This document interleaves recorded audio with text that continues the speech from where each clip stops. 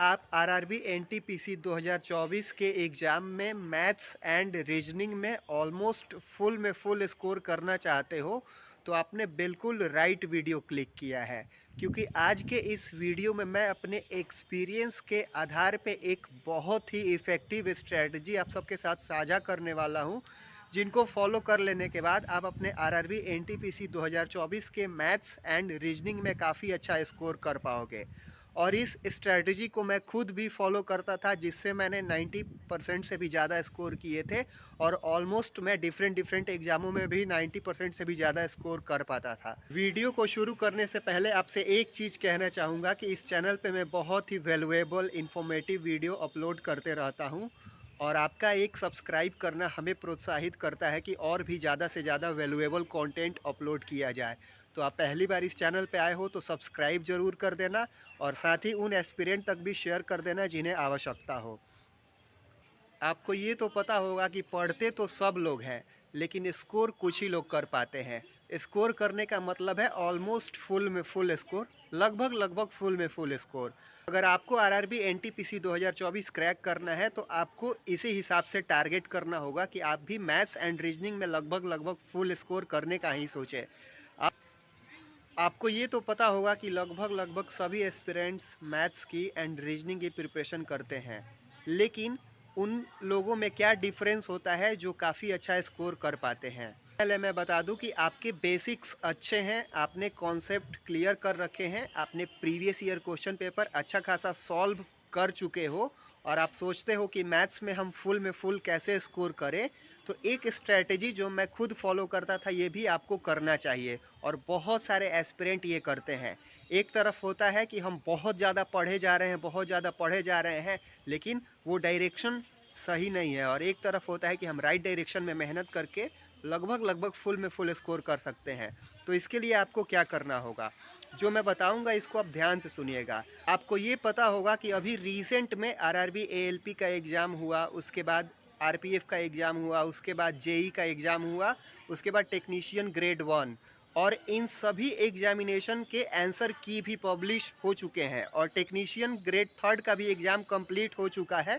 और कुछ दिनों के बाद उसका भी आंसर की आ जाएगा। तो आपको क्या करना है कि ये जितने भी अभी रिसेंट में एग्ज़ाम हुए हैं, इन सभी एग्ज़ाम के मैथ्स एंड रीजनिंग को अच्छे से सॉल्व कर लेना है, एकदम बेसिक से कॉन्सेप्ट को क्लियर करते हुए, और कोई शॉर्टकट मिले तो उनको भी सीख लेना है। बहुत सारे एस्पिरेंट के मन में डाउट आएंगे, क्वेश्चन आएंगे कि ये क्वेश्चन पेपर हमें मिलेंगे कहाँ, क्योंकि अगर हम कोई भी किताब खरीदते हैं तो बहुत सारे किताबों में पीछे का दिया रहता है, लेटेस्ट वाला नहीं मिल पाता है। पता है कि जब मैं ये बताऊंगा तो बहुत सारे लोग कमेंट में पूछेंगे कि वो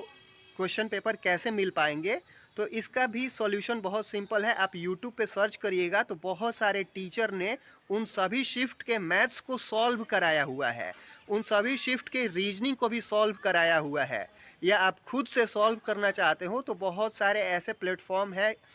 बहुत सारे ऐसे टीचर हैं जिन्होंने टेलीग्राम चैनल पे ज़रूर शेयर किया होगा, वो आपको खुद ही तलाश करना होगा, आपको एफर्ट लगाना होगा, क्योंकि आपको यहाँ पे सिलेक्शन लेना है। आपका कोई मार्गदर्शन करा सकता है बट एफर्ट आपको ही लगाना होगा। आप अभी रिसेंट के जितने भी रेलवे के एग्ज़ाम के पेपर हुए हैं, अगर इन सब को आप सॉल्व कर लेते हो, स्पेशली मैथ्स एंड रीजनिंग को, तो आपको लगभग ट्रेंड का पता चल जाता है। ये पता चल जाता है कि किस टाइप के सवाल पूछे जा रहे हैं। सवाल ना ही बहुत ज़्यादा डिफ़िकल्ट पूछा जा रहा है और ना ही बहुत ज़्यादा आसान पूछा जा रहा है, मतलब ठीक ठाक सवाल पूछा जाता है, जैसा कि एक एस्पिरेंट जिसने ठीक से पढ़ाई की हुई है, जिसके बेसिक्स अच्छे हैं, जिसका कॉन्सेप्ट क्लियर है, वो आसानी से सॉल्व कर लेगा। लेकिन एक बार जब वो रीसेंट के सवालों को देख लेता है तो और भी अच्छे से कॉन्फिडेंस बिल्डअप हो जाता है। और वो सब क्वेश्चन कहाँ पे मिलेंगे, तो यूट्यूब पे बहुत सारे टीचर ने सॉल्व कराया हुआ है, या बहुत सारे टीचर ने अपने टेलीग्राम चैनल पे ज़रूर शेयर किए होंगे उन पीडीएफ को, या अगर मार्केट में मिल जाते हैं तो आप वहाँ से भी ट्राई कर सकते हो। यानी कि एक एस्पिरेंट को तरीका पता होना चाहिए, कोई भी आपका मार्गदर्शन करा सकता है, लेकिन एफर्ट आपको ही लगाना होगा। तो अगर आप इन स्ट्रैटेजी को फॉलो करते हो तो आप लेटेस्ट क्वेश्चन से परिचित हो जाओगे, आप एग्जामिनर पूछना क्या चाहता है उससे परिचित हो जाओगे और आप सही चीज़ों को पढ़ पाओगे। ना कि दूसरे तरफ बहुत सारे एस्पिरेंट मैथ के सवाल 5-5 6-6 लाइन के सवाल सॉल्व करने लगते हैं, बहुत हाई लेवल के डिफ़िकल्ट सवाल सॉल्व करने लगते हैं और पता चलता है कि वो सब क्वेश्चन तो एग्ज़ाम में ही नहीं आया। यानी कि इतना ज़्यादा एफर्ट लगाने के बावजूद भी एक एस्पिरेंट बाद में यही बोलता है कि मैंने तो पढ़ाई बहुत की थी लेकिन मेरा स्कोर नहीं आ पाया। वहीं दूसरी ओर एक ऐसा एस्पिरेंट जिसने सही दिशा में राइट डायरेक्शन में पढ़ के